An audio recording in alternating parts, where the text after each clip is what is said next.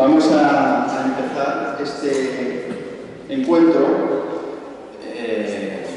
con Paula Ortiz y que organiza la asociación Signis España, es decir, la delegación en España de la Asociación Católica Mundial para la Comunicación Signis. Nosotros tenemos ya una larga tradición de encuentros, coloquios con distintos directores de cine, pero el acto de hoy nos hace especial ilusión por la categoría y la importancia que tiene el cine español Paula Ortiz. Yo ahora no la voy a presentar mucho profesionalmente porque lo hará después Rubén de la Prida, que nos va, digamos, a enmarcar un poquito la filmografía de Paula. Pero para nosotros es una alegría porque es verdad que primero en los últimos años ha empezado a haber un cine español con nuevas caras y sobre todo caras femeninas muy importantes.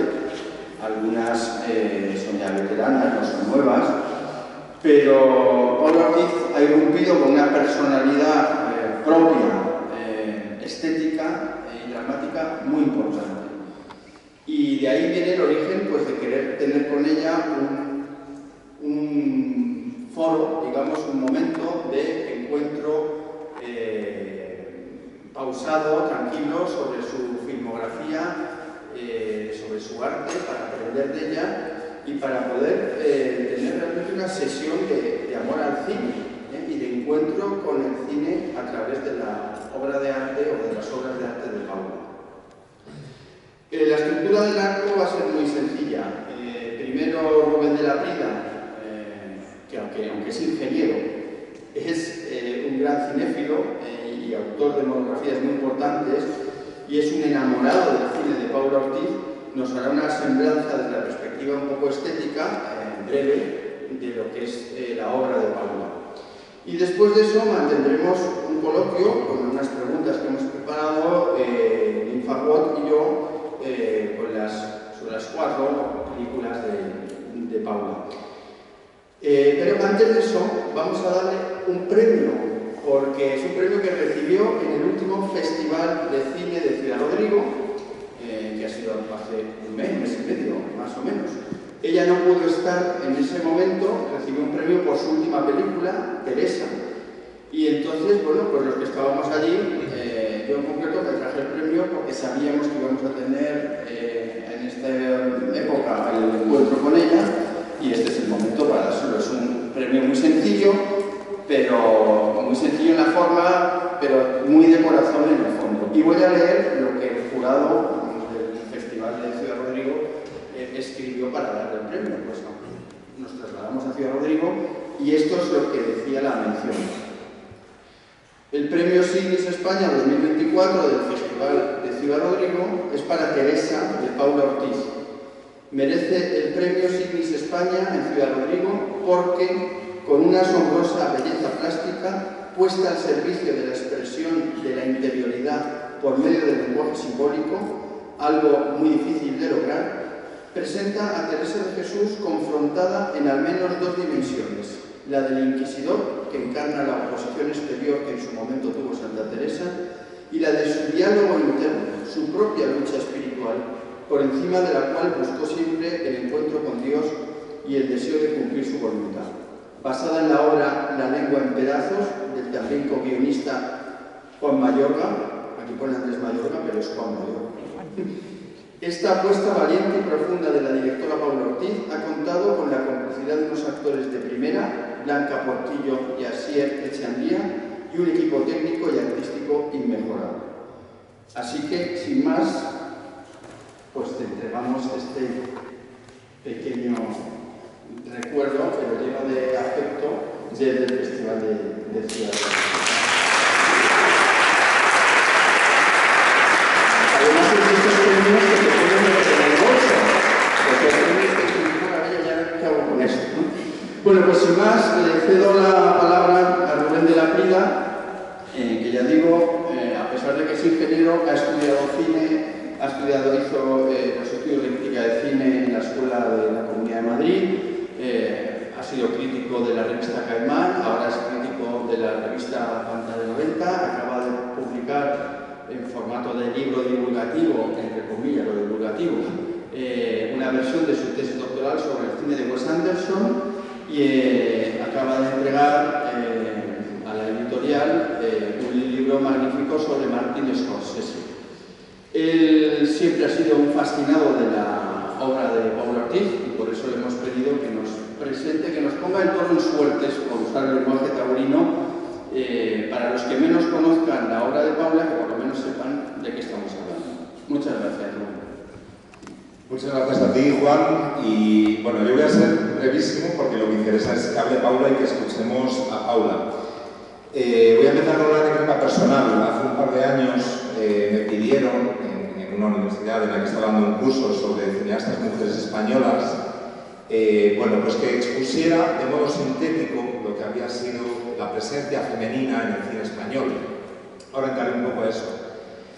Hice una introducción y luego planteaba el curso como un recorrido a través del cine femenino, del cine español hecho por mujeres, a través de 8 películas. Una de ellas, La novia de Paula Ortiz. Las alumnas de ese curso, curiosamente, todos fueron alumnas en ese curso y fue, la verdad, que salió tanto en aquella asignatura que fue precioso. Pues las alumnas fueron escogiendo aquella película de las 8 que más les gustaba. Solo tuve que hacer de árbitro por una película, fue La novia. El resto, pues más o menos estaba claro quién la escogía, hubo alguna que no cogió nadie, pero hubo varias alumnas interesadas por La novia. En aquel curso contaba también que en el año 1981 hubo una especie de terremoto en el cine español que vino determinado o que emergió de 2 películas, una que era El crimen de Cuenca y otra que era Función de noche.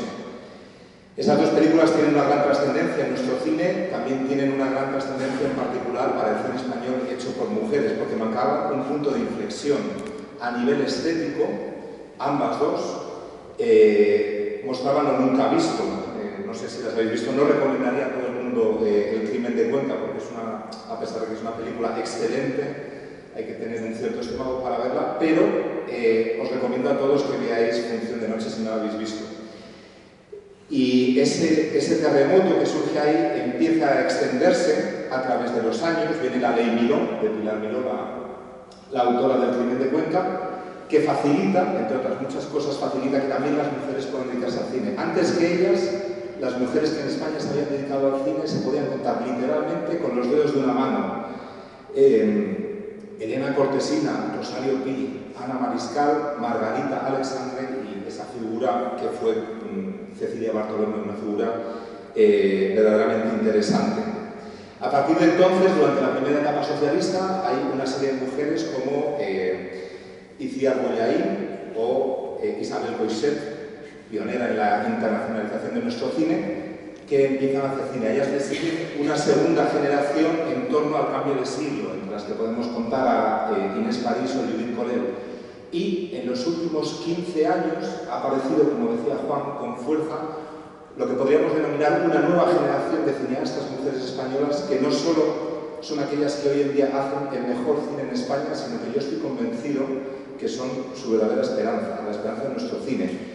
Podríamos citar a Carla Simón y, por supuesto, a Paula Ortiz como sus 2 exponentes más destacadas. Paula, en concreto, centrando ya más el tiro en nuestra invitada, es una figura singular, no solo en nuestro cine, sino en el cine mundial. Alguien la ha definido como una outsider del sistema, pero a mí me gustaría más definirla como una insider-outsider, que es el término con el que se define habitualmente a Martin Scorsese, con el que comparte no solo haber estudiado en la Universidad de Nueva York y una profunda admiración por su genio, sino su calidad de autora, en el sentido más clásico del término, es decir, en tanto que poseedora de una estética. Esto de la estética hay que explicarlo un poco, porque a veces pensamos que solo los directores, creadores de imágenes, pues como Tim Burton, como Wes Anderson, como Paula Ortiz, que es una creadora de imágenes, entraré luego a eso, solo ellos son poseedores de una estética. Paula Ortiz no solo es poseedora de una estética porque sea una excelente creadora de imágenes, sino porque tiene unos rasgos de estilo definidos y unos temas de fondo recurrentes. Es decir, ¿Qué es la estética? La estética es la expresión artística idiosincrática, la expresión artística intransferible de una visión del mundo.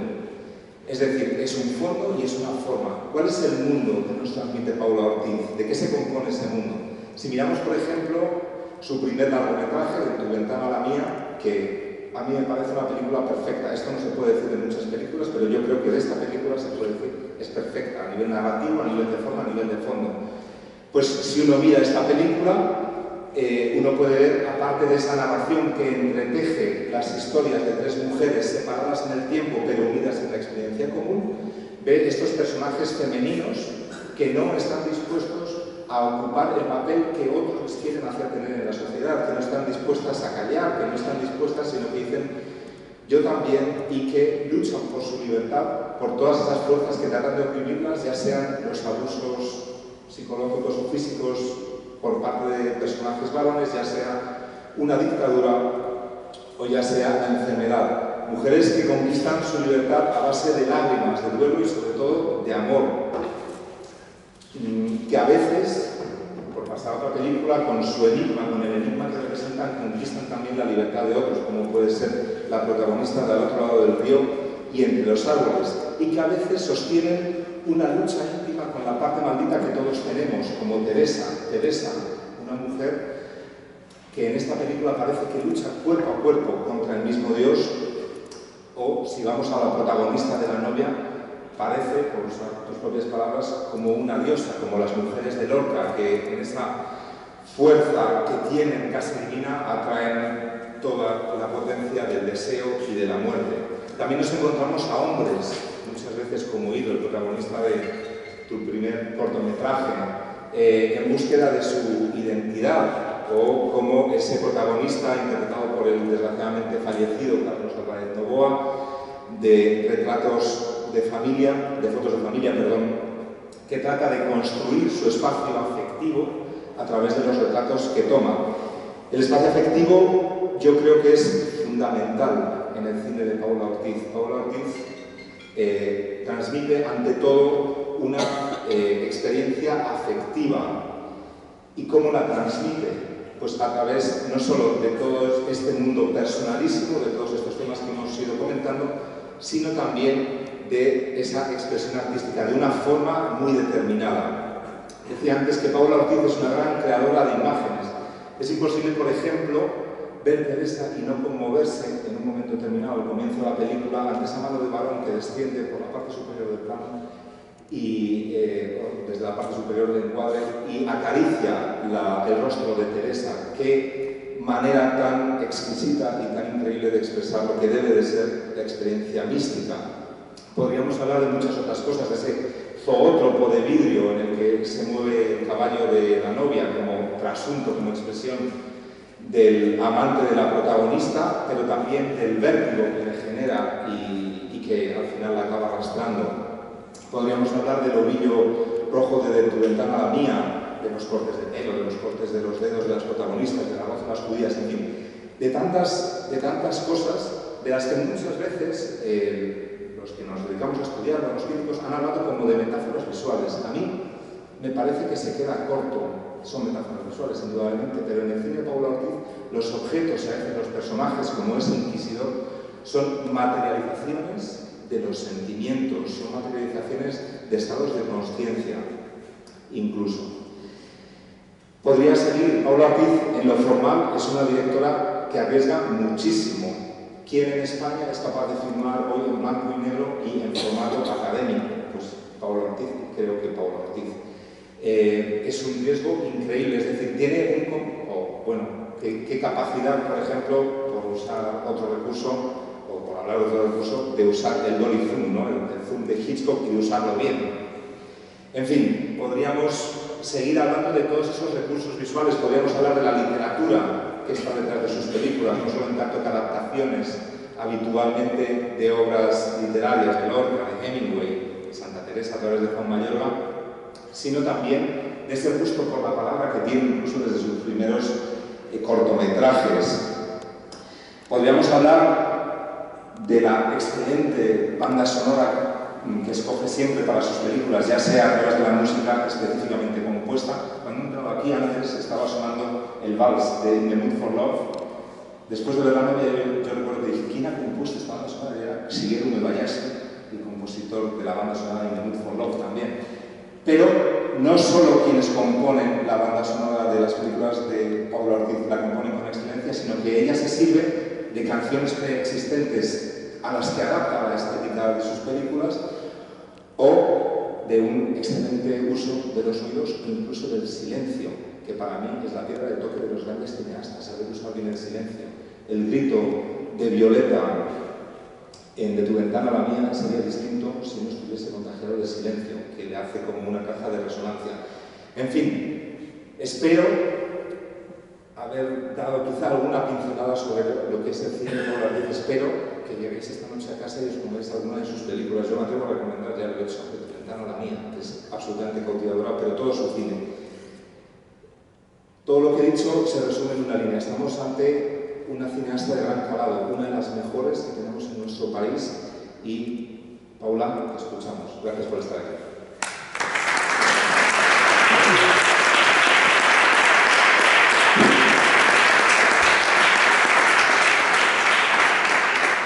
Muchas gracias, Rubén, por haber enmarcado perfectamente pues el coloquio que vamos a tener ahora. La idea es que sea una conversación, y que incluso al final, en la parte final, ustedes o vosotros podáis también participar y preguntar o decir lo que queráis conveniente.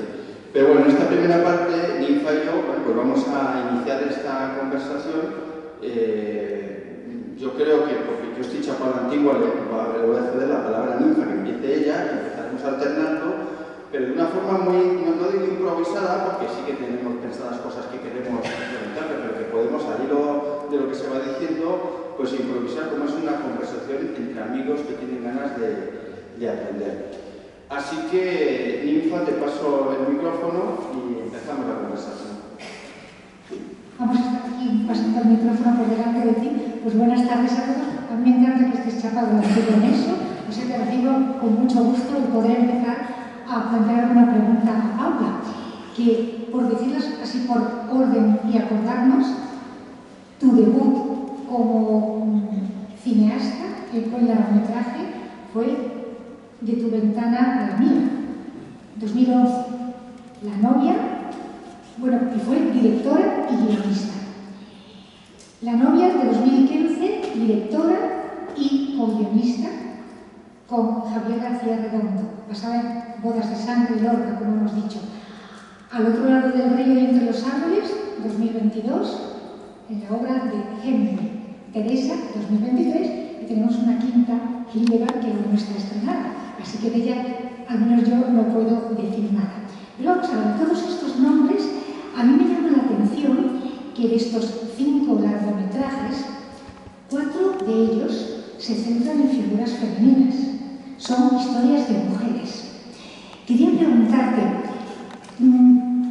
¿te interesa de alguna forma especial este universo femenino, esta visión de la mujer vista desde dentro en circunstancias muy distintas, porque son mujeres muy diferentes en sus circunstancias, en su tiempo?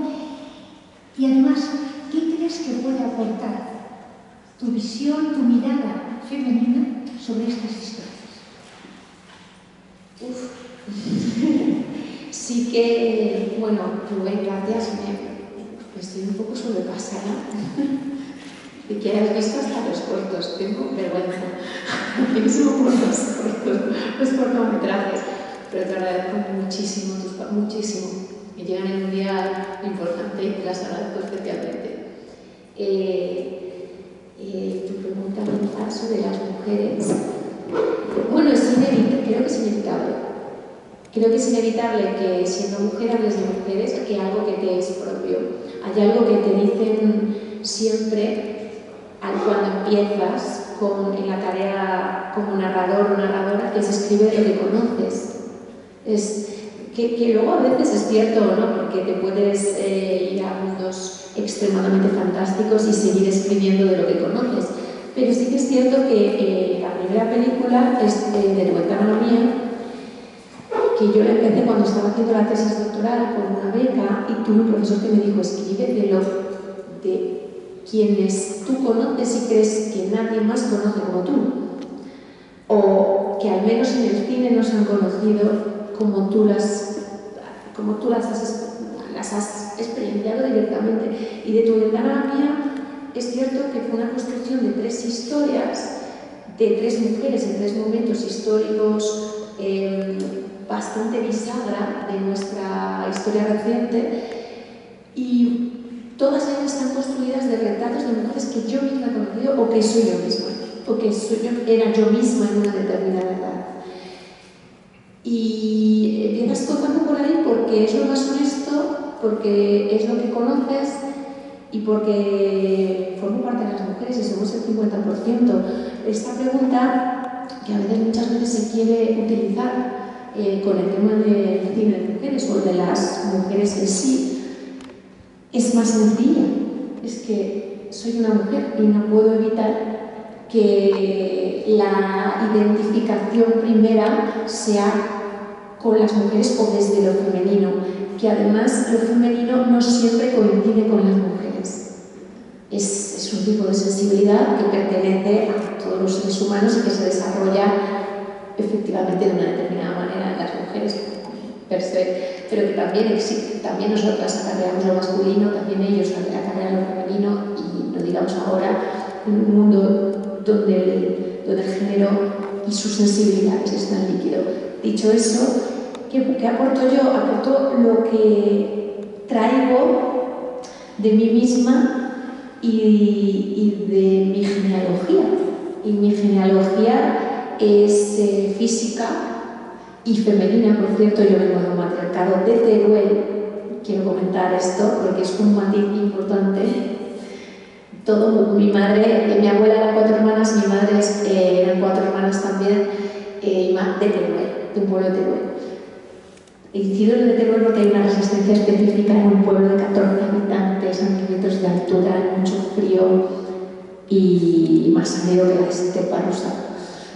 Esas mujeres tuvieron que sostener un mundo, efectivamente bajo silencios, y tuvieron que sostener un tejido desde lo más íntimo a lo social de una manera única, y eso me lo hayan dicho y no lo he visto, y eso es algo que se filtra en tu sangre y que vienes de ahí. Entonces es verdad que de Tu ventana la mía viene de ahí porque es lo que eran las mujeres que yo tenía en mi familia, o cercanas a mi familia, o amigas de mi familia, amigas de mi madre, amigas de mi abuela, mujeres que yo directamente había visto. También es cierto que la genealogía se hace de, como dicen algunos amigos míos, de somos lo que comemos. Y lo que comemos no son solo las manzanas, sino todo lo que has leído y todo lo que has visto, lo que te han contado, la música que has escuchado, y eso también se filtra y te constituye de manera a veces tan fuerte como la realidad. Y lo digo porque forma parte de un discurso artístico diferido que está en otro sitio, pero que a mí por lo menos me ha constituido, voy a decir una cosa fuerte, pero tanto mi tía Gloria como Santa Teresa han ocupado probablemente las mismas horas de vida. Es una tía abuela que yo tuve que murió hace unos años, y yo pienso y digo, he estado tantas horas con Santa Teresa como con mi tía Gloria. Bueno, pues inevitablemente a lo mejor sí es cierto que hay una identificación con lo femenino porque no lo has visto antes, y eso no significa tampoco que si mis grandes madres espirituales son Santa Teresa o Carmen Martín Gaite, lo sean menos Martín Scorsese, porque en efectividad lo son todos. Y eso es lo único que haces. Y en lo femenino es que creo que es lo que te es propio. Es algo que navegas igual pero distinto. Cuando se dice, pero es distinto el cine de mujeres, pero lo tendrán que decir los espectadores según su experiencia. Pero como todo, en cada uno de nosotros y de nosotras es igual a los demás, pero distinto. Y en ese reconocerte igual y en ese aporte de lo distinto es donde se generará algo que será ávido de significado. Y eso lo haces de manera inconsciente y en algunos momentos pones mucha conciencia también, porque si no, no sé si te contestan. Yo, mis preguntas van más por la curiosidad de saber cómo haces cine, ¿vale? Porque cuando ves unas películas como las tuyas y tienes la oportunidad de estar un rato con el que las ha hecho, yo quiero saber cómo hace esto. A mí me llama la atención que todos tus encuadres, o sea, tú puedes congelar, esto es una cosa que a los que sois jóvenes os parece normal, pero a los menos jóvenes, el poder parar un fotograma en una película, pues eso es una cosa que antes no se podía hacer, y menos en casa. Tú puedes parar cualquier momento de una película tuya y tienes una fotografía que podrías enmarcar y poner en tu habitación, porque tienen una composición extraordinaria, pero no solo la composición, sino la iluminación, el cromatismo, todos los elementos. ¿Esto cómo lo haces tú? Tú te haces un storyboard donde te piensas cada plano, pero ya digo, no solo la composición, sino y cómo la voy a iluminar, y voy a poner esto en claroscuro, o aquí voy a hacer unos contrastes de tonos. ¿Cómo trabajas tú los planos? ¿Desde el principio o de qué manera lo haces? Sí, mucho. Soy muy pesada. Es que hay un cine, es verdad que hay una tradición de cine realista, de influencia documental que quiere intentar captar la realidad tal como se presenta en un espacio, si llegan aquí a rodar, un poco como estamos ahora, aunque eso es falso de todo, siempre hay un constructo. Pero en el caso de la manera que tenemos nosotros de trabajar, y nosotras hablo en plural porque somos un equipo, y ahora por eso te lo explico, no soy yo sola. Sí que es cierto que a mí me importa mucho esa dimensión estética, y la dimensión estética concebida como algo filosófico, como algo ético también, va asociada a unos temas, va asociada a unos afectos, a una construcción afectiva de esos temas, y va asociada a un tratamiento de las formas en todas sus expresiones visuales, plásticas, dramáticas, en movimiento, sonoras, que construyan un lenguaje que efectivamente cuando lo transites, primero sea corpóreo, sea coherente. Y para mí, sí que es cierto que soy muy clásica en el sentido filosófico. Ayer escuchaba a Javier Goma, que hablaba de filosofía, y me hizo pensar. Yo creo mucho, es muy platónica, en lo bello, lo bueno y lo justo. Y va junto para mí. Y en el lenguaje hay una voluntad de intentarlo. Hay una frase de la que se ríe mi equipo, bueno, se ríe pero la comparte, porque luego esa es como nuestra premisa principal. Se ríe porque hay un momento que tienes que hacer risas en los rodajes, porque casi no, también luego todo esto que estoy diciendo desde un punto de vista teórico se va a la mierda, perdón, con cualquier tipo de avatar de la climatología, de la técnica o de cualquier problema que tengamos los seres humanos todo el rato. Pero sí que es cierto que yo le escuché a Leonard Cohen decir que había aprendido de Lorca, y es cierto que yo lo he aprendido de Lorca, lo he aprendido de Teresa, lo he aprendido de muchos maestros y maestras, a trabajar en los estrictos márgenes de la dignidad y la belleza. Entonces yo esto lo repito mucho en el rodaje. Digo, aquí solo se trabaja en los estrictos márgenes de la dignidad y la belleza. Y es cierto entonces que la composición de todo y la puesta en marcha de esa composición en movimiento, que eso es el cine, el lenguaje, que luego va en sintaxis, esto lo explica muy bien Scorsese también, la chispa que lo genera, la sintaxis que se genera desde ahí, la electricidad que echa a andar, exige, yo le pongo mucha exigencia estética para que se transite como algo bello, momento a momento, como dices, si lo pararas, y a lo largo de todo el camino. Y entonces sí, hacemos libros visuales durante mucho tiempo antes de las películas. Esto es lo concreto y cómo hacemos. La parte primera la suelo hacer con un amigo, compañero y diseñador gráfico que se llama Jesús Bostier, que es pintor, que llevamos trabajando desde los cortos, desde el rostro de hilo. No, desde el rostro de hilo no, desde luego que Tristan, y que es muy amigo mío, que ahora queremos ordenar y sacar nuestros archivos plásticos, porque trabajamos tanto en balde, o sea, hacemos tanto, Jesús dibuja tanto. Yo busco textos, fotografías, hay mucha búsqueda de referencias pictóricas, muchas, y hay como un anclaje pictórico de cada película. En el caso de Documental la mía eran 3 historias y cada una tenía uno. Tenía una paleta de color, tenía unas fotógrafas, una fotógrafa de referencia, que era en ese caso Violeta Francesca Gutmann, que ha sido una de mis otros referentes. En Teresa era inevitable, y para mí hasta absurdo, no mirar la pintura barroca, no mirar el claroscuro barroco, no aprender de lo que significa, en ese caso filosófico espiritualmente, el claroscuro, porque estábamos hablando de eso, está hablando de eso Teresa, está hablando de la fe y de la duda, está hablando de la sombra y de la luz, está hablando del bien y del mal, está hablando de Dios y del demonio. Ella habla de eso es el claroscuro. Entonces, sí, siempre suele haber una serie de... Ahora, por ejemplo, Línea, que es la última que estamos acabando,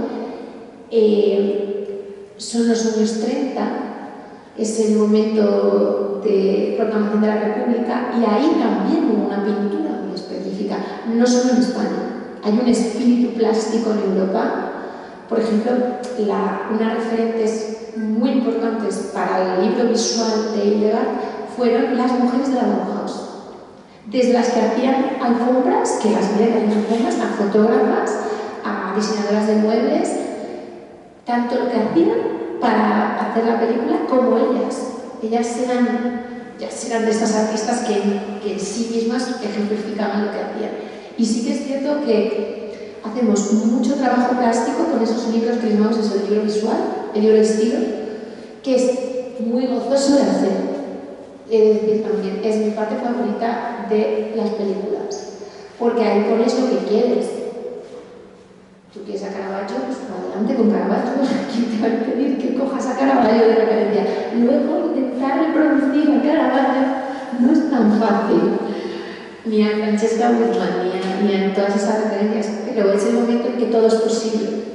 De ahí es cierto también que suelen entrar, yo trabajo mucho con cámara y foto, mucho tiempo antes en la medida de lo posible. Entonces hay unas planificaciones bastante fuertes y bastante cerradas que en la medida de lo posible dibujamos en storyboard, cada vez más. En vez de cada vez menos, yo cada vez dibujo más, porque no dibujo yo, dibujo Jesús Bosquet, yo dibujo fatal. Bueno, los storyboards, un día os enseño también, son bastante cochinos, son sucios. Yo paso la mano y entonces se ensucia y no se entiende. Pero Jesús sí los dibuja y además es muy bonito hacerte entender, es como el primer espectador de Jesús Bosquet, hacerte entender cómo es el plano para dibujarlo, es el primero que tiene que entenderlo. Y yo cada vez creo que es más importante, creo en la herramienta de la storyboard y de los libros de estilo, porque todo el mundo que llega del equipo llega navegando la película. Hay otra gente que piensa que no, que eso es interferir, cortar la improvisación o el ambiente de una localización determinada, pero es que el tipo de historias que nosotros contamos y de lenguaje que practicamos sí necesita de esa preparación. Y sí, cada vez más. Y al principio yo solo dibujaba las escenas que me inquietaban mucho porque no controlaba técnicamente. Quiero decir, las escenas de acción, de grandes movimientos.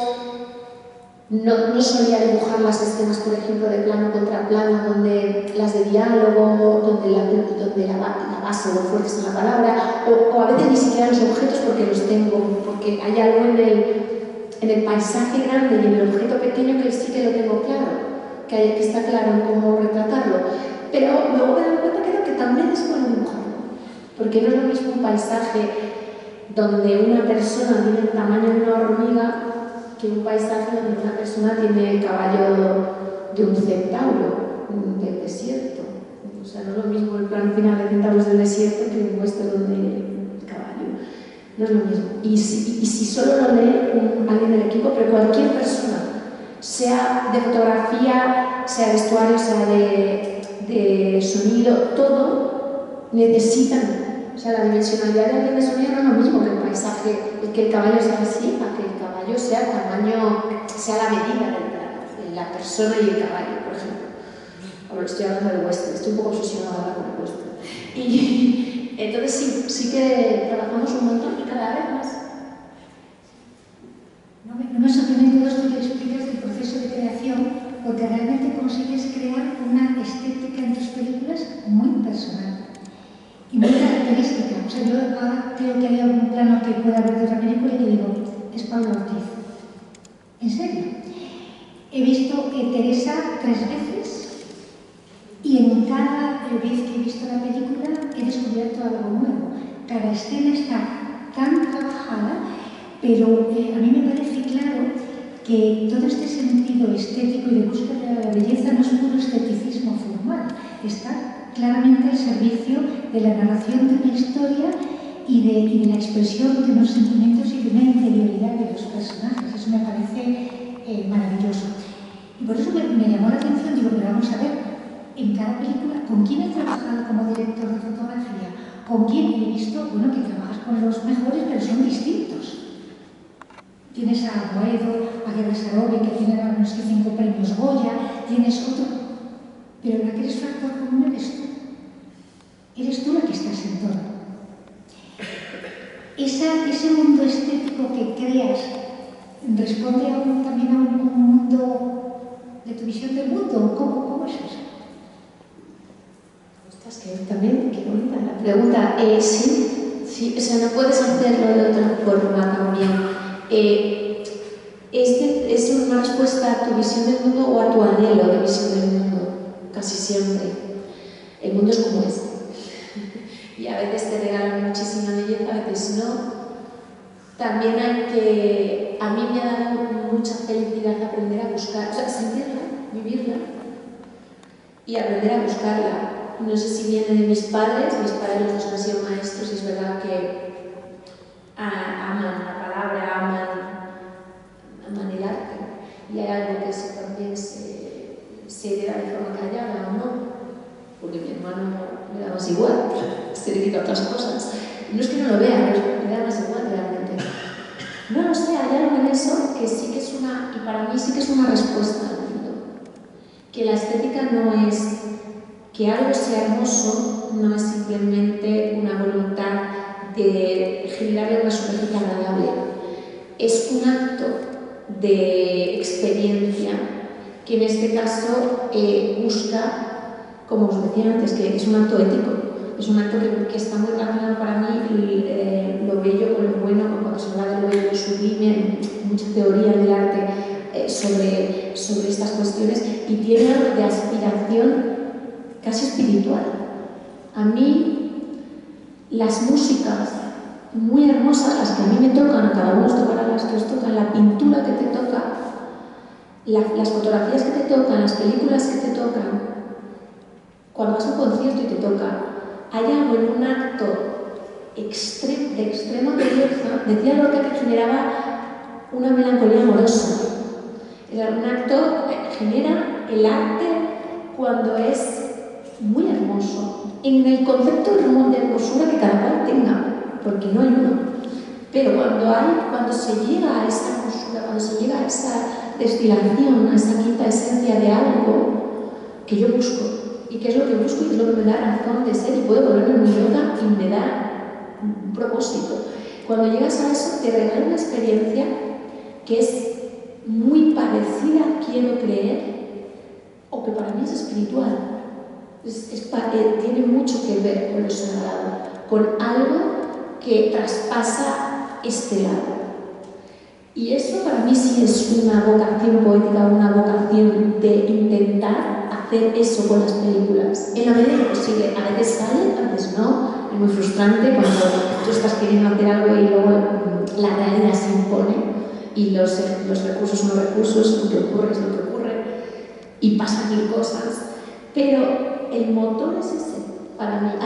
Igual para otra gente no, pero sí que es proyectar una experiencia, un viaje interno, que la estética se convierte en una experiencia interna. Yo sí creo, a mí en muchos momentos, hoy, sin ir más lejos, la música me ha salvado. Te salva de la tristeza, te salva de ciertos desesperos, te salva de la resignación, te salva de creo que de grandes mangales humanos, de donde te metes y te ahogas. Y el mundo está muy difícil y hay mucha injusticia y hay muchas cosas muchos juegos muy horribles. Y yo sí creo, o por lo menos la herramienta que a mí me ha ayudado y que yo por eso he querido decir, yo quiero hacer eso que han hecho conmigo, otras películas, otros libros, otras canciones. Y si la estética responde a esa voluntad que es interna, y que es verdad que es interna de experiencias que tienen que ser humanas, responde a esos personajes. Y en Teresa, es que para mí Teresa, es tan feo decirlo, voy a decir una cosa que es muy fea porque no se elige entre las criaturas, entre tus hijas, pero Teresa es mi hija más querida, porque mi hija más querida, de las criaturas, películas. Yo luego tengo un hijo, que es lo más. Pero de las películas, que no se puede elegir porque cada una te ha regalado una experiencia distinta y además por aprendizaje, por contraste. Pero Teresa es la que a mí me ha dado un aprendizaje más profundo. El entregarnos todos a Teresa, a su mundo, a intentar traducirla. Yo creo que muchos de los que estuvimos allí fuimos muy afortunados y me alegro que la hayas visto 3 veces porque no la he visto muchas. Y es que me parece que eres una valiente para hoy en día hacer una película como Teresa, pero ya a mí me gustaría, creo que no es una película fácil, porque tú en ese sentido, además de valiente, me pareces muy libre en el mundo cinematográfico, eso me parece fantástico. Pero ¿qué dirías tú, qué 4 pinceladas dirías a una persona que quiera ver Teresa antes de verla? Porque puede ser una persona que no conozca nada de Teresa de Jesús, puede ser...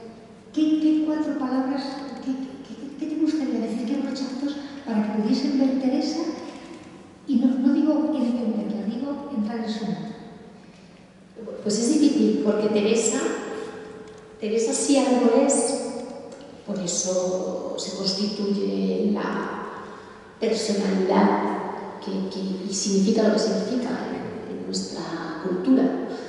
Teresa es inabarcable, Teresa es abismal, es inmensa, en muchas Teresas.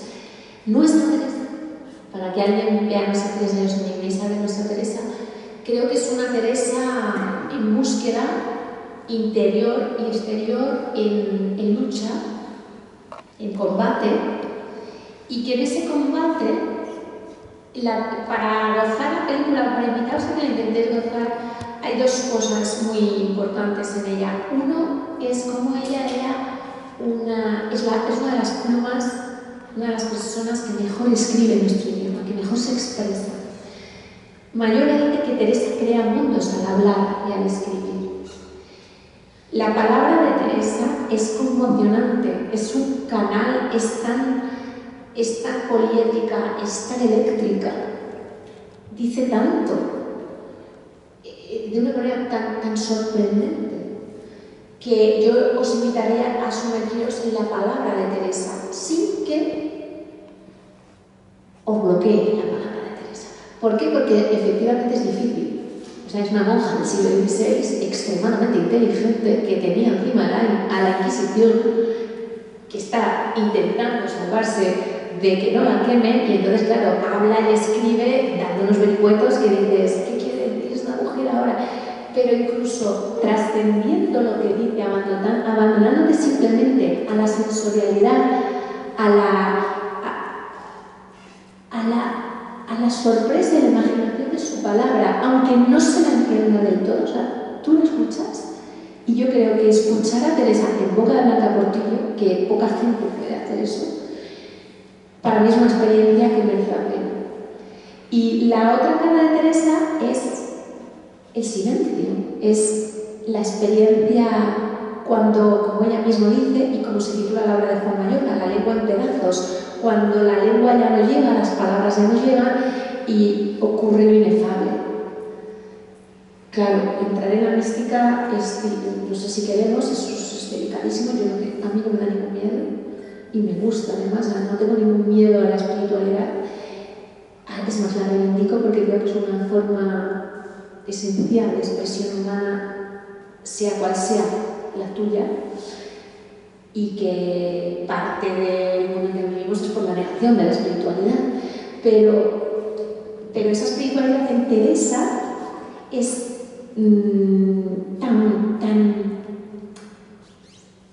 es que es una gran contadora de historias, es una gran imaginadora, es una... ahora mismo la directora de cine que sería Teresa sería increíble.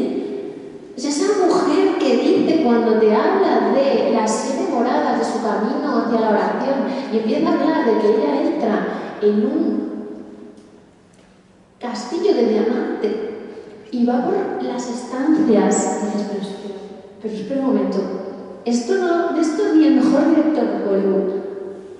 Cuando ella habla de esos fuegos suaves, habla de sensaciones a las que nosotros no hemos llegado. Yo no he llegado, es muy difícil. Y la lucha era esa, que se podía materializar para acercar al espectador algo tan extraordinario como esos estados y esas imaginaciones, o visiones, o sea, esas experiencias de Teresa que ella cuenta tan bien y que hay un momento que ya no las puede ni contar, pero llegan. Ese era el viaje de Teresa. No sé si me he explicado, nunca lo había explicado así, pero creo que el abandono al viaje de Teresa es escuchar su palabra y abandonarse a sus estados. Bueno, esto está bien porque están las preguntas metafísicas y las materialistas, porque yo ahora fíjate que luego Paula sabe llevar al mismo terreno, porque yo ahora te quería apuntar por el sonido. Cuando uno empieza a ver, por ejemplo, la novia, lo primero uno empieza a ver la novia y dice, esto es un western, antes que has dicho de western, y luego... Es que no tanto western. Claro, pero es que llevas unos segundos más y dices, no, esto es una tragedia griega, y me venía a la cabeza aquellas películas que hacía Pasolini de Medea, tal, con ese sol, y cuando empiezas a oír las chicharras, ¿no? Y dices, no, esto es un western, y además es un western de Peckinpah, ¿no? Empecé a fijarme en el sonido de las películas, ¿no? En qué momento metes el relinchar del caballo, en qué momento las pisadas, es decir, si te olvidas un poco de la historia de la imagen y empiezas a fijarte en la construcción del sonido de la película, te das cuenta que hay el mismo trabajo intenso, estético y artístico que has puesto en lo más evidente, ¿no? Porque muchas veces el espectador en el cine, el sonido le entra, por supuesto, pero que no está pendiente de eso. Hasta que dice, oye, pero es que claro, aquí está todo metido milimétricamente con un sentido, ¿no? Y entonces yo te quería preguntar, igual que antes te he preguntado cómo trabajaba la imagen, hemos hablado de los libros visuales, de storyboard y tal, ¿cómo trabajas el sonido? Porque muchas veces la gente puede pensar que, bueno, eso luego en postproducción hay unos técnicos de sonido que meten pues lo que pega, ¿no?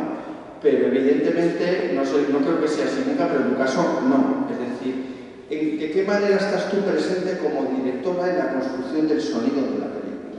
Si te metes al final, si lo tienes pensado también desde el principio para crear atmósferas, ¿cómo trabajas ese tema? Pues mira, te lo agradezco un montón porque efectivamente la experiencia estética es 50% plástica, 50% sonora. El otro día hablábamos, y es que hoy está aquí una de las personas que ha llevado el sonido de la última película que hemos hecho de Literal, Alma, y ahora ella os puede contar también cómo hacemos el sonido, pero hablábamos el otro día justo de esa experiencia, de cómo hablaban los medievales, de que el mundo te venía, o el enamoramiento, hablaban los medievales, por el visum o por el auditum. A mí me gusta con todo intensamente, un poco operísticamente en el sentido del uso de los lenguajes con toda su potencia en la medida de lo posible.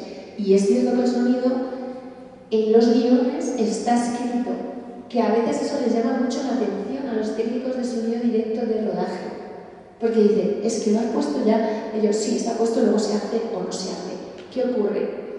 En rodaje, el rodaje es muy cruel, son maquinarias de muchísima gente, de muchísimo esfuerzo, de muy poco tiempo, de muchísimo dinero, donde cualquier error se cae.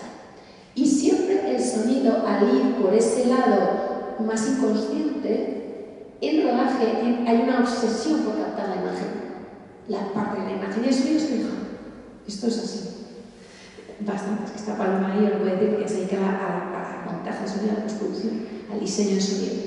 Entonces, se deja en el sentido de captar lo imprescindible de ese lugar, de esa atmósfera que no podrás volver a reproducir, y la palabra del actor, y su palabra y su emoción.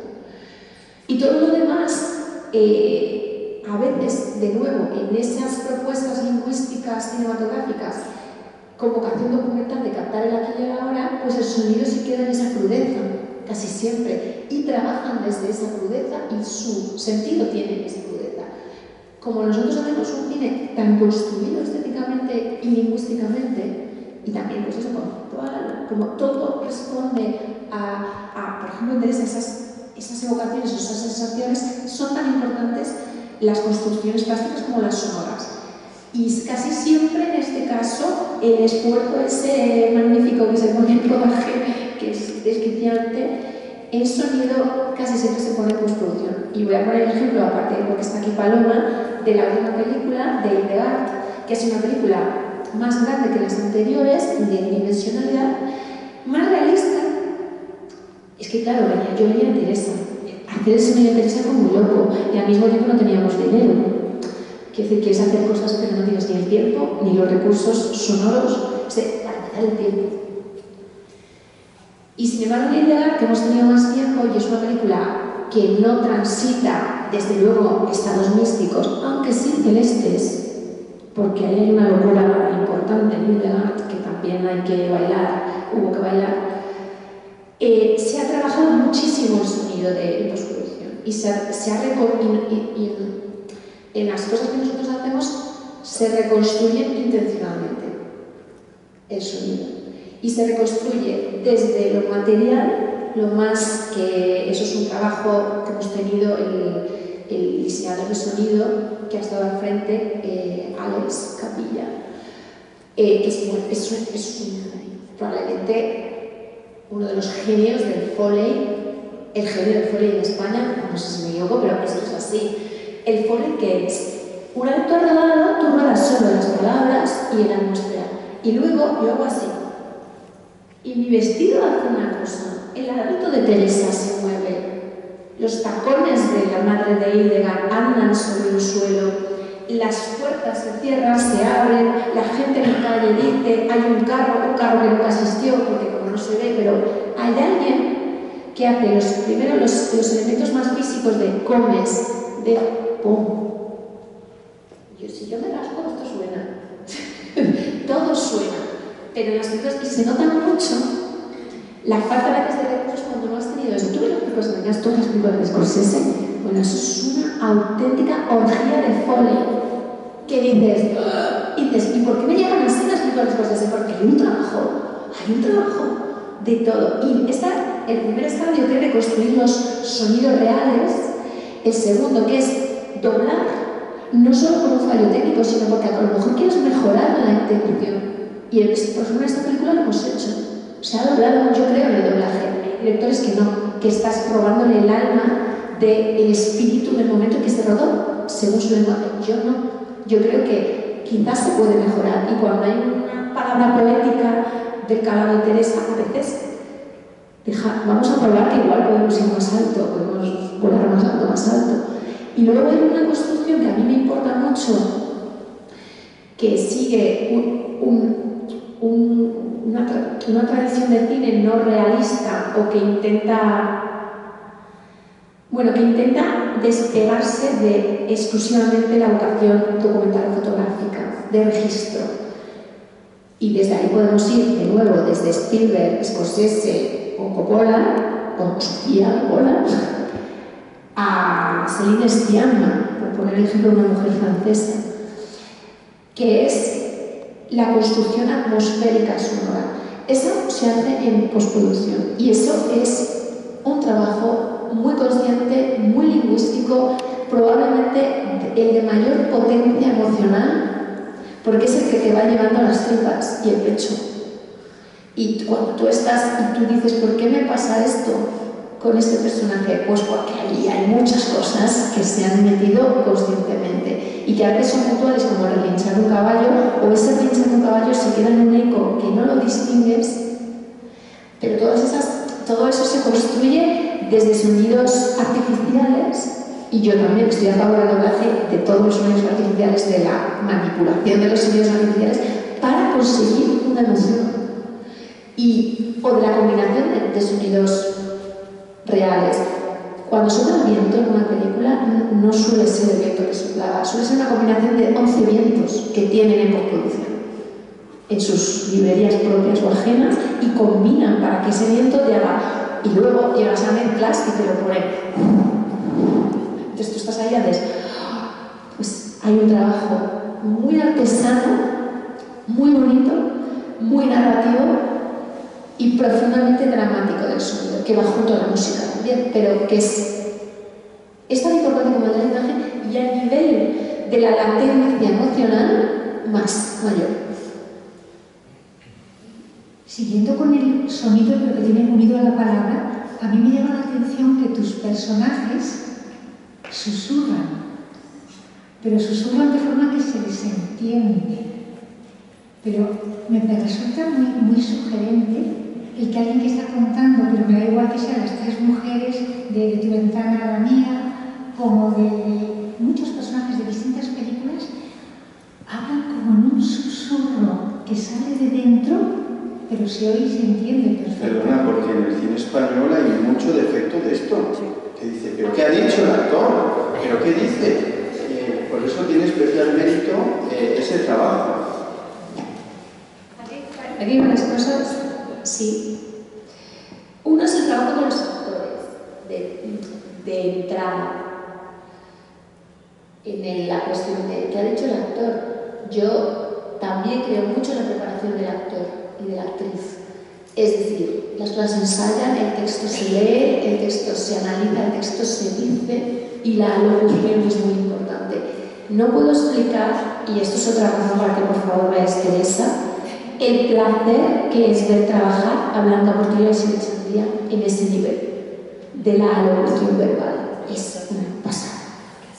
Y es una cosa que reivindico también cuando hay una tradición a lo mejor más joven o, bueno, distinta a otras generaciones de actores, que esto como que la naturalidad es tirar la palabra. Y dices, no, la palabra es el eso que tiene que tener, porque si no, se pierde.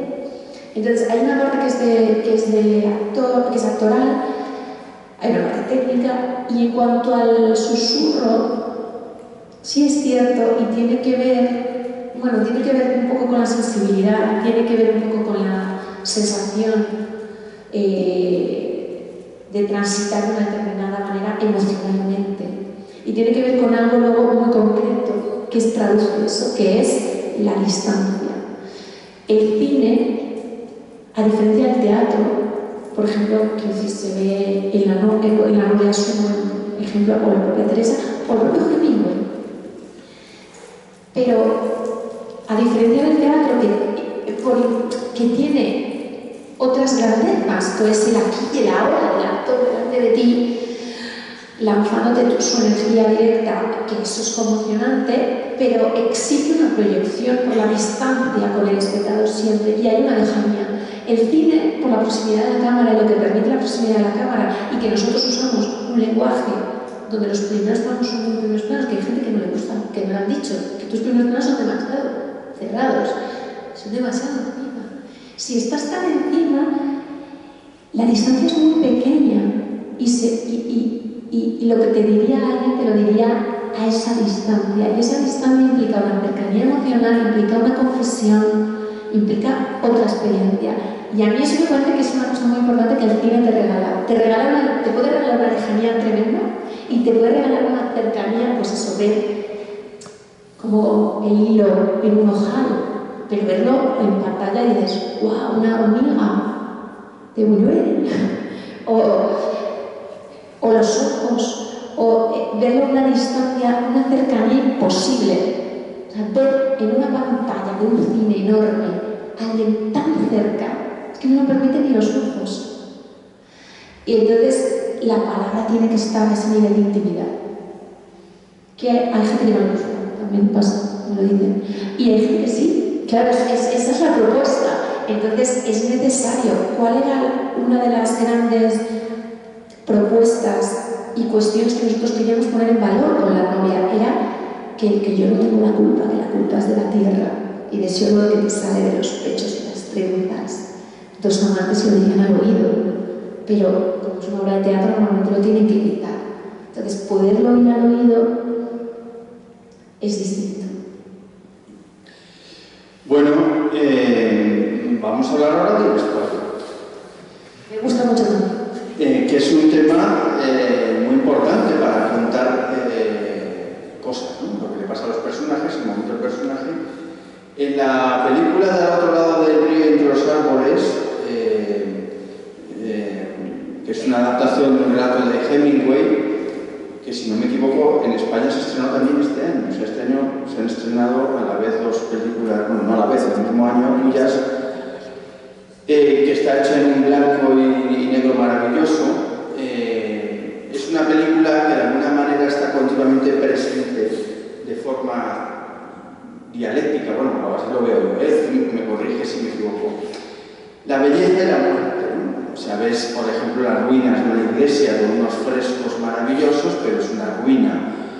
Y el propio personaje protagonista, el oficial americano, es un hombre muy enfermo, por tanto lleva la muerte encima, y además la muerte tiene que ver con el viaje que hace a Venecia oficialmente para cazar patos, pero realmente va a cazar otra cosa.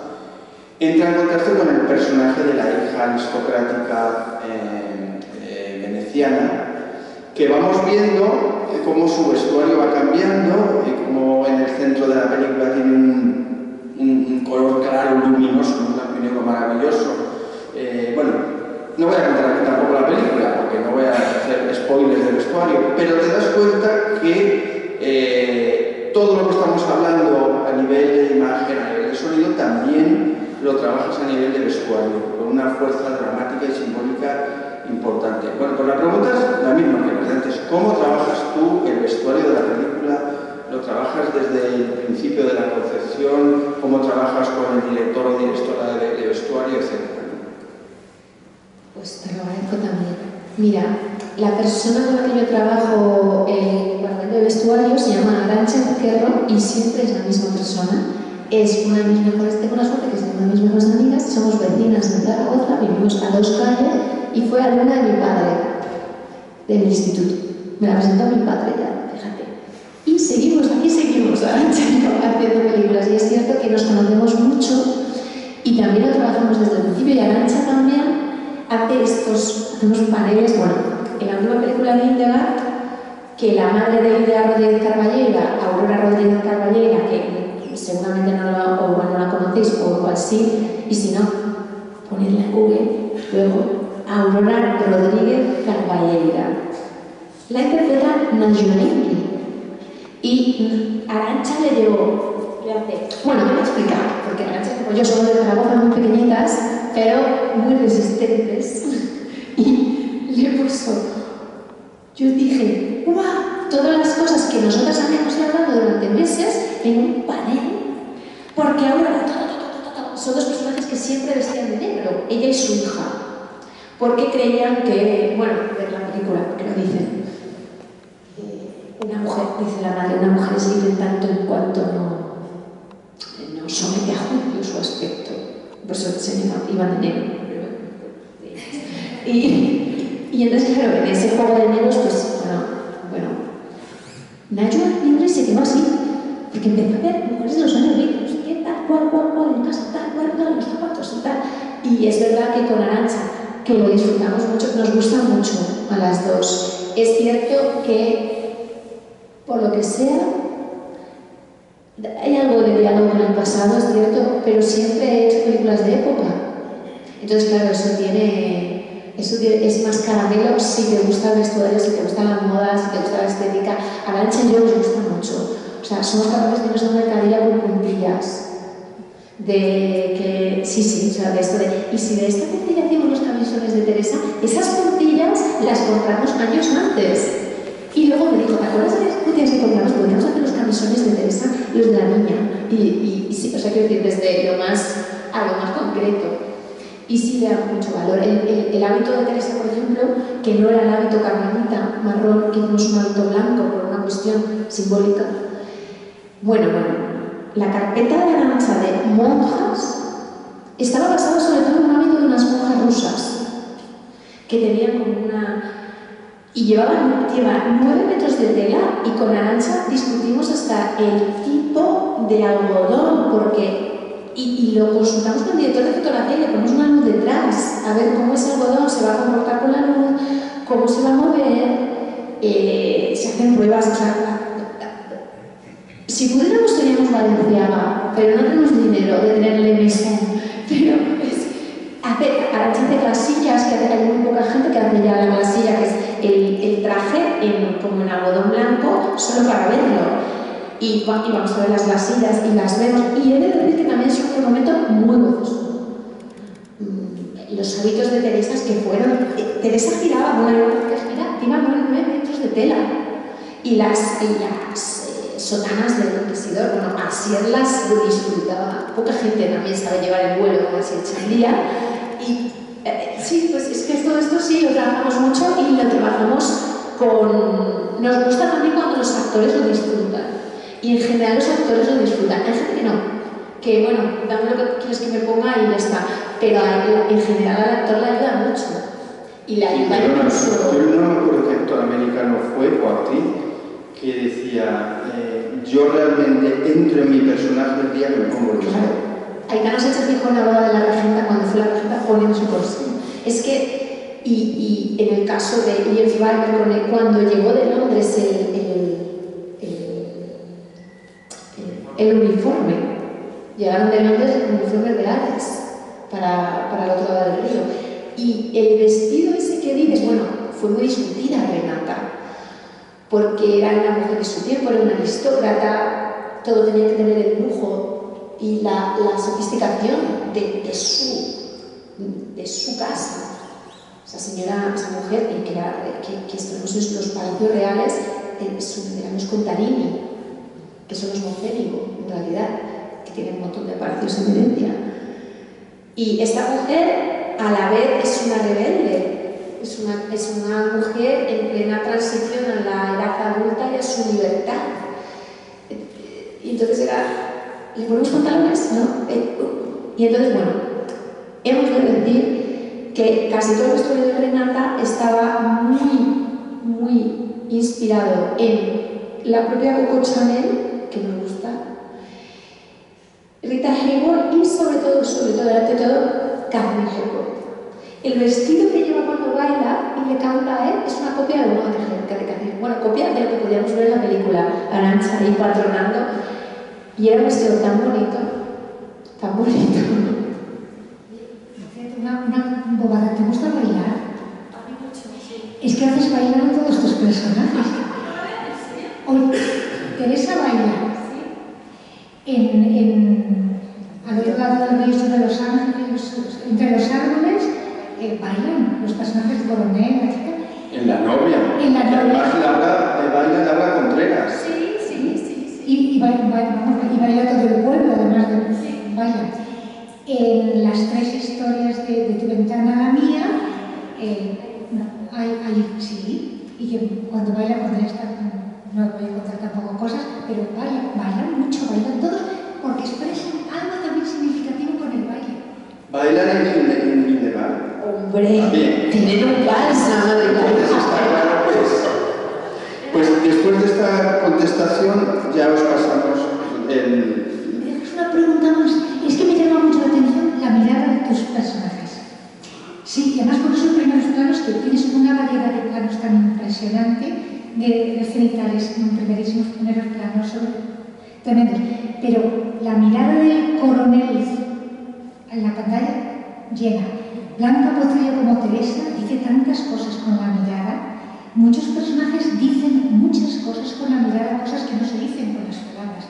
Y esto también requiere un trabajo grande para que digan lo que no dicen las palabras. Es que el cine es, antes que palabra, es movimiento, es mirada. es antes que otra cosa, es mirada. Mira, ahora estaba escribiendo una cosa, luego os lo cuento, para los que os queréis, un artículo que me pidieron, y no llegaba a tiempo todavía de entregarlo. Iba de eso, de las miradas. Y es que sí, la mirada, sin mirada no hay cine.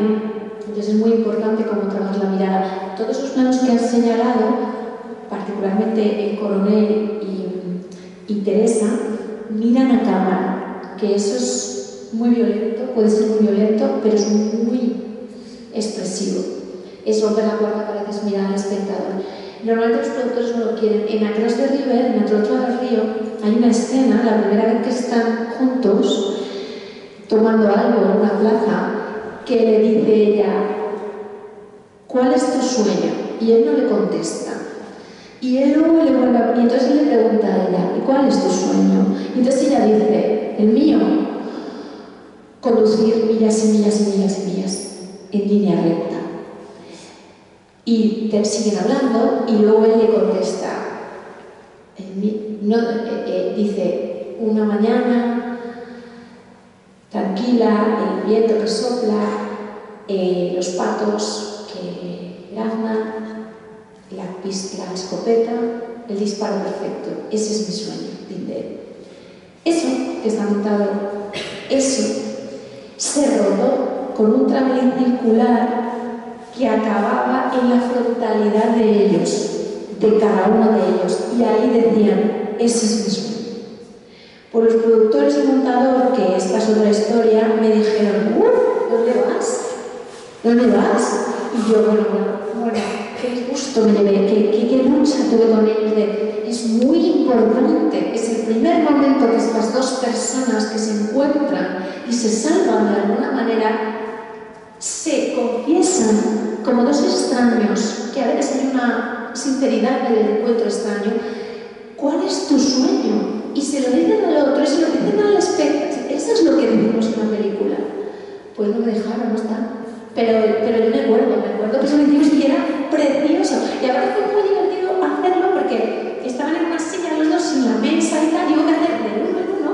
Y estaba ahí Liam Schreiber y sentado en una silla, wishbone, para que me acuerde en inglés, claro. The morning, wishbone, the darkest. Hasta que llegaba la cámara, the perfect shot, that's my dream. Y levantaba los ojos. Bueno, es que hizo una toma. ¿No te dejaron por qué? ¿Porque era caro contar el travelín circular? Va a ser caro, que les pareció. Yo tuve, Across the River, al otro lado, si queréis, abrimos un debate muy interesante que tiene que ver con las mujeres. Querían una mujer que se acercara a Hemingway, pero luego cuando tenían la sensibilidad de la mujer o el lenguaje, se asustaban y solo querían el lenguaje que no se saltara ninguna norma. Eso saltarse una norma, romper la cuarta pared. Y al productor y al montador, que tenían entre los dos 473 años, les pareció... Y yo, pero por favor, si esto ahora ya en el cine sale todo el rato, qué cosa, ¿no? O sea, que nos estamos llevando una cosa a la cabeza con una mirada a la cámara.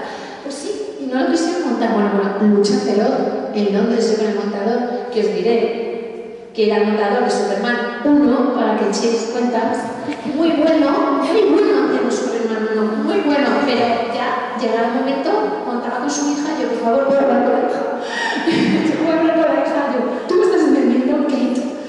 Y ella, sí, yo, pues, defiende conmigo esta postura. No, había muchos intereses, el propio Lief luchó que se montara aquello, y ni a Lief escucharon, y él hizo una toma a cámara de That's My Dream, y Matilda, miles and miles, y luego brindaba por la sinfonía. O sea, tú vas a hacer como Ridley Scott luego una versión del director, de director. No, porque no tengo los puntos, no me dejan, pero existe, de hecho la hice, y existe en el ordenador de mi montador, existe.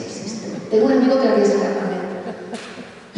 Pues nada, pero los derechos caducarán alguna vez y volverán a ti o a quién les No, pero yo tengo una, se puede hacer un petit comité. Pues o sea, mientras yo no me lucre, interesante.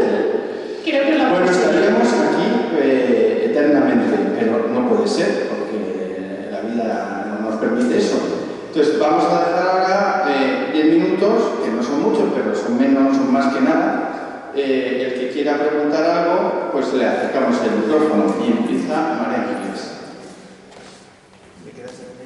Vale, sí, antes de la pregunta yo quiero contar una cosa, esto va al público, muy breve, pero va al público porque indica cómo es Paula. Cuando preparaban la película Teresa, estuvieron en el monasterio de Toro de las Carmelitas. Y yo allí tenía una amiga, digo tenía no porque se haya muerto, sino porque ahora está un año en Uruguay. Una mujer muy inteligente, escritora, en fin, un cerebro. Hablábamos por teléfono y hablábamos de la película y ella no la había visto todavía. De hecho, todavía no la ha visto. Me dijo que iríais en junio, pero ella está en Uruguay. Y entonces yo le dije, pues ya la he visto. ¡Ay, te ha gustado! Me ha encantado y voy a hacer la crítica ahora mismo. Silencio al otro lado. Un silencio largo. Y Pilar, y dice, a nuestra Paulita la queremos muchísimo. Dije, qué bien, ¿no? Si vas a escribir algo que le pueda doler, no lo hagas. Vale. No lo hice, pero de corazón. Bueno, yo tenía una pregunta y un comentario a propósito de Teresa, que lanzo también por si quieres decir algo más. Yo la consideraba una película difícil y había dicho, a mí me encanta, o sea, yo la he visto, no sé si 3 o 4 veces, no quiero ganar a ninfa, pero la he visto muchas veces, cada vez me gusta más. Para mí es de las películas de mi vida. Pero yo mantenía que quien no conozca bien la obra de Santa Teresa le puede resultar difícil centrar la simbología. Y hace unos días lo estaba comentando con una amiga de la Politécnica y me dijo, pues yo conozco muy poco de la obra de Santa Teresa y la película me ha encantado. Porque no necesitaba, decir, cuando lees una buena poesía, la poesía no es música, pero es sonora.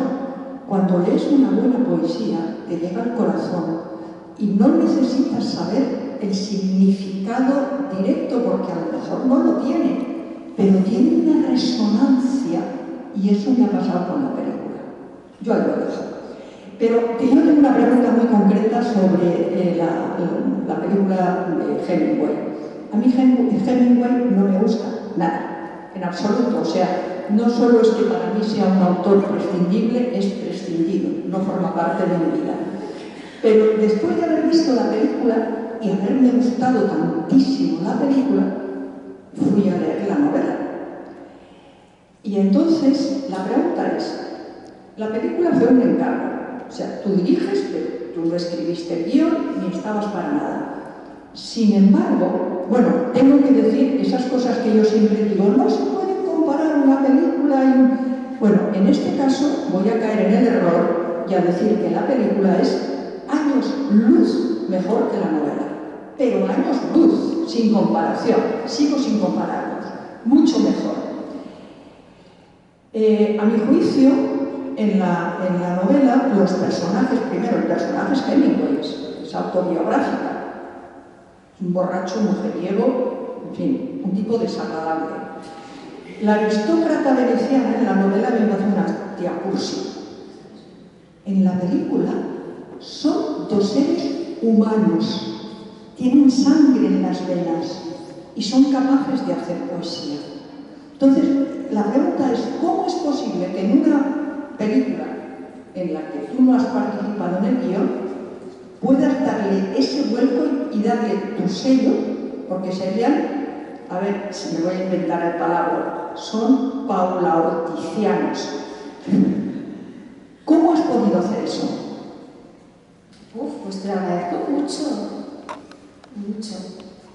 Primero voy a hacerte el guiño a nuestras amigas, la comunidad de Carmelitas del Toro. No puedo explicar lo que estas mujeres a mí me enseñaron de Teresa. Tuve el privilegio, que esto es una cosa pues que te regala a ti y la vida, y mira que luego lo paso mal haciendo películas, yo sufro muchísimo, pero también gozo muchísimo en la misma medida. Y uno de los momentos que estaría agradecida al cine para siempre haber podido estar una semana con estas monjas de clausura.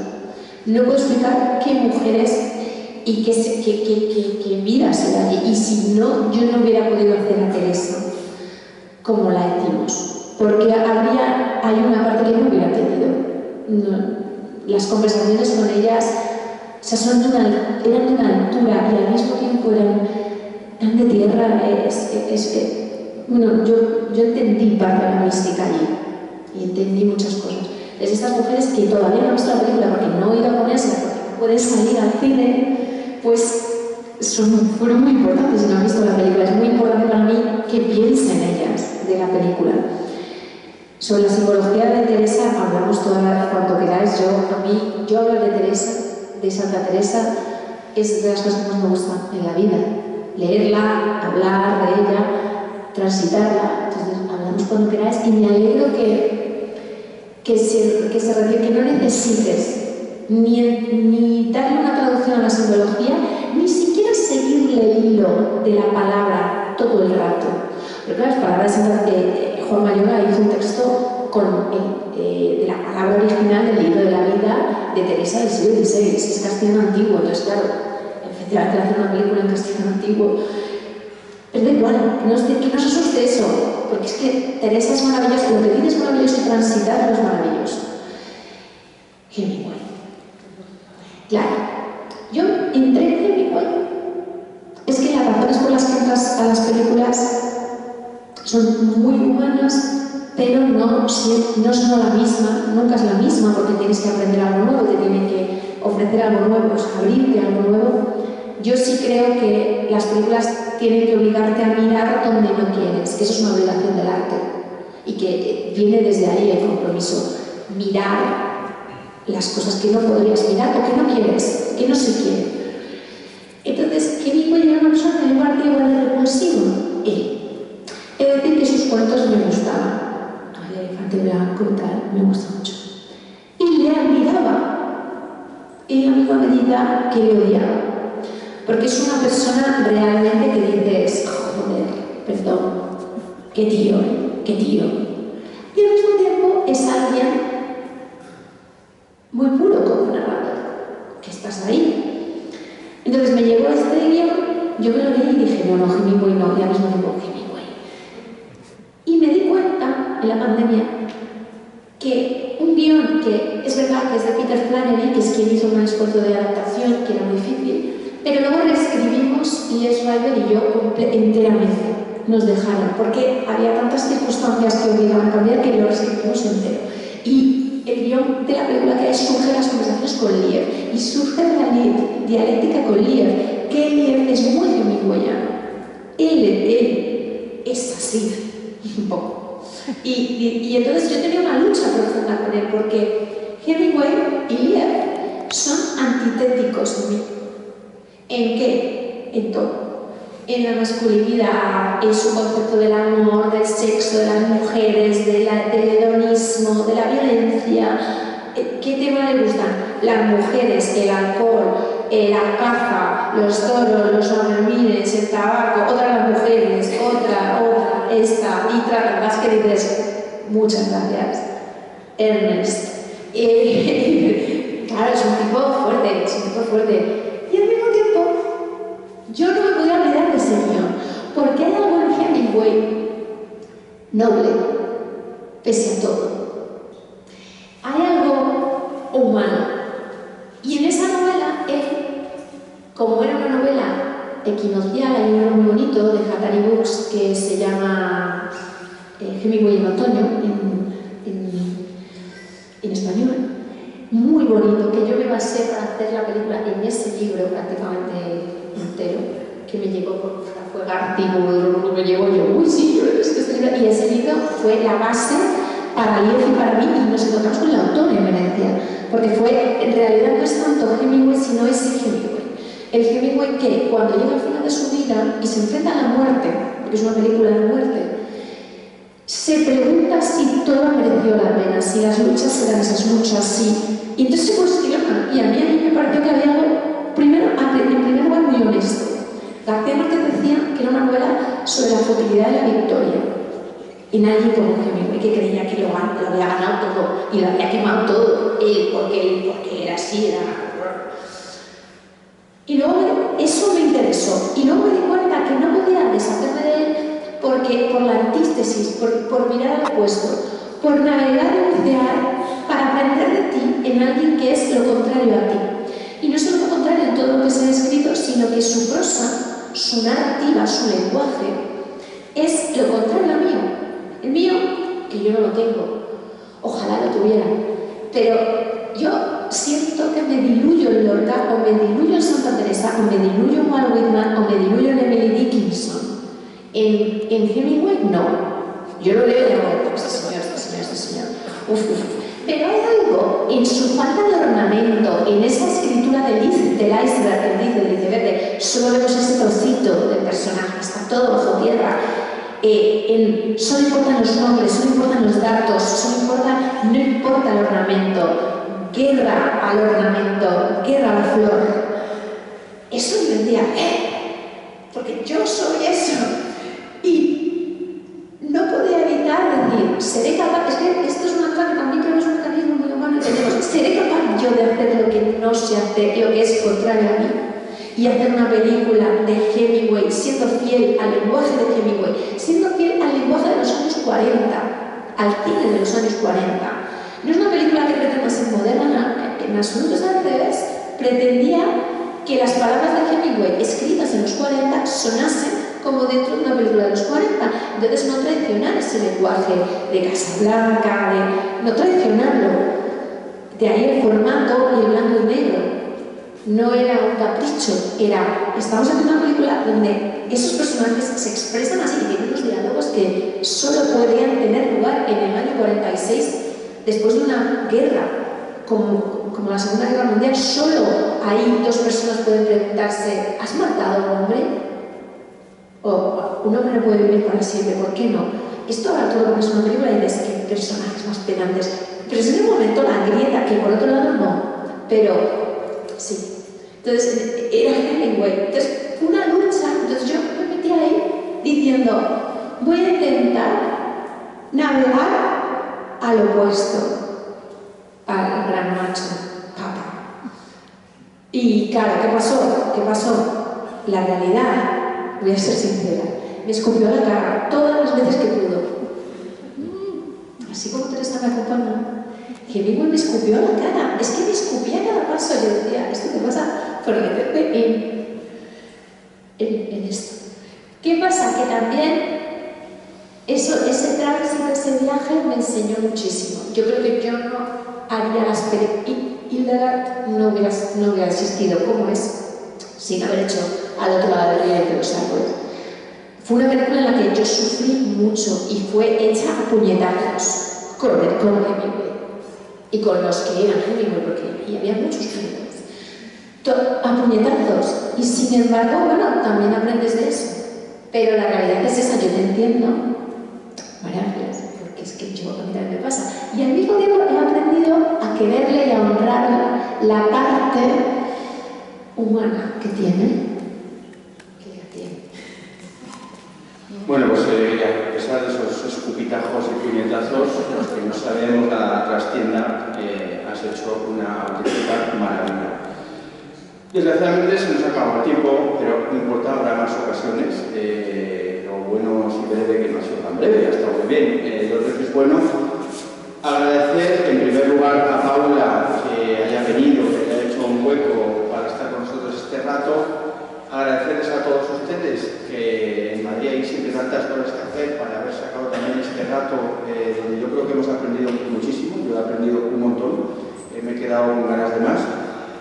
Os emplazamos a la siguiente actividad que hagamos, que os llegará por los medios de comunicación que os haya llegado ya sabéis que nosotros periódicamente buscamos estos momentos de encontrarnos humanamente a través del cine y aprender unos de otros. Eso es una de las cosas por las que existe Signis. Y bueno, pues yo creo que te has ganado un aplauso bastante importante.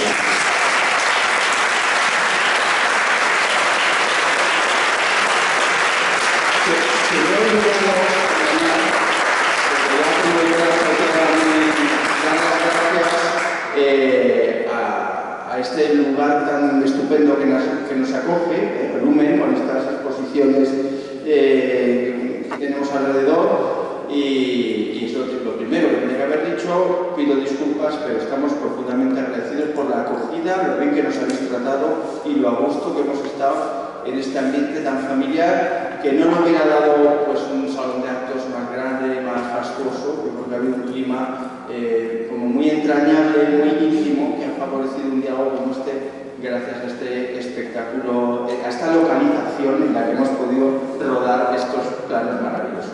Muchas gracias.